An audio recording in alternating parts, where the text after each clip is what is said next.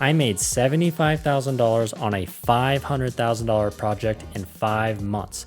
That's only $15,000 a month with a net profit of 15%. This is a really solid percentage, and here's what most people overlook. Big jobs don't automatically mean big profits. In fact, they usually come with tighter margins than those $50,000 to $100,000 jobs where 20% is more realistic. The difference comes down to control. You better have your systems dialed with overhead, labor, and material tracking every single day, because underbidding on a small job can cost you thousands. Underbidding on a big job like $500,000 and up can cost you your business. And that's why you have seen so many companies go under when they take on these big jobs that revolve around swimming pools. All right, let's break it down. On big jobs like this, you're basically managing multiple projects inside one. One of the most important things that I learned is having the crew specialize in specific things. I have a crew just for swimming pools, for the fiberglass, crew just for the hardscape, for the concrete, and for the carpentry. That means the guys will get great at doing the same things over and over again because your clients expect a certain caliber when they're dishing out $100,000 progress payments. Right here in the video, we just finished the hole and I charged $20,000 just for the excavation. And that's not just digging the dirt.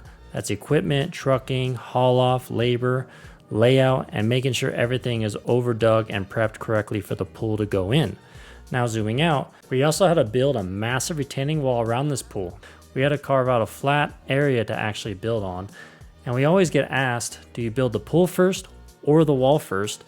And for fiberglass pools like this, especially big walls, we are doing the wall first every time. The most defining moment is the day we crane the pool over the house. This is when you have all the eyes on you. The neighbors come outside, even though it's 7 in the morning, they got their cup of coffee.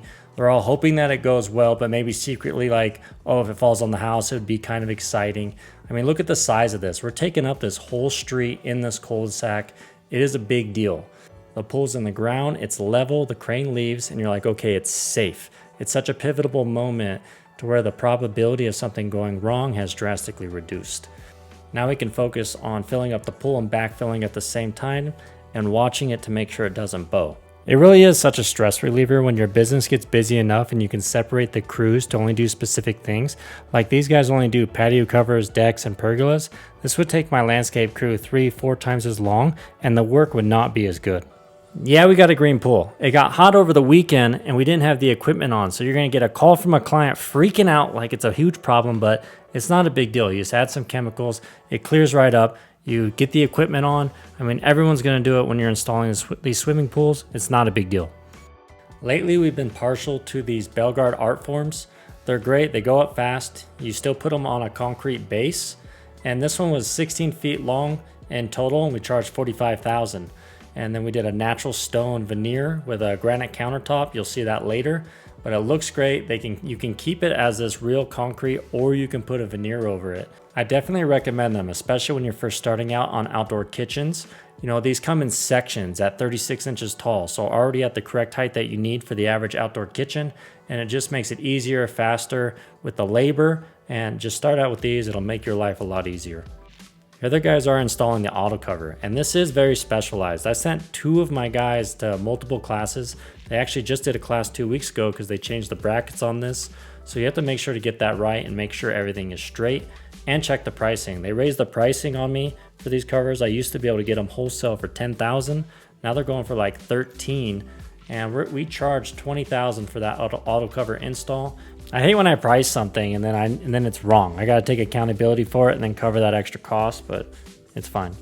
I just bought this 1,000-pound plate compactor and I was excited to use it. So I brought it to the job site and showed the crews, but I wanted to use it myself, and it goes forward and back.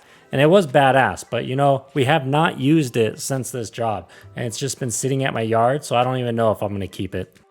The client went with a Unilock paver here, the Umbriano in summer wheat color, and then we did a Matoni and charcoal border around it. It came out really nice. Personally, I don't necessarily like a light paver on a big pool deck because it's blinding when the sun's out. I like a darker paver, but whatever the client likes, you're going to agree with. You know, they're the ones that have to look at it every single day, and as long as they're happy with it, I'm happy with it, and we can all move forward. Big paver pool jobs is exciting for obvious reasons, but one of the best indicators is to figure out how many square feet and productive you guys are doing per day. All crews are going to be a little different, and our best guys are averaging like 350 square feet. You know, that's the road base, the sand, and putting in the paver. Doesn't include the poly sand. And I know some of you are like, oh, my guys are doing like 500 square feet. Some say like 1,000 square feet a day. I'm like, okay, I want to see it. But figure out what your guys are doing so that you can charge accordingly. They don't have to be the fastest in the game because they will get better over time. I feel like my guys are doing pretty good at 350, but the quality is there. So that's what I want to focus on more to make sure it's all done right the first time so we don't have to come back. But as we wrap up here, I'm sure you're going to have questions on pool jobs, on big landscape jobs, like how do we get these? So ask me questions on my Facebook group, Viking Mastermind. That'll just make it easier.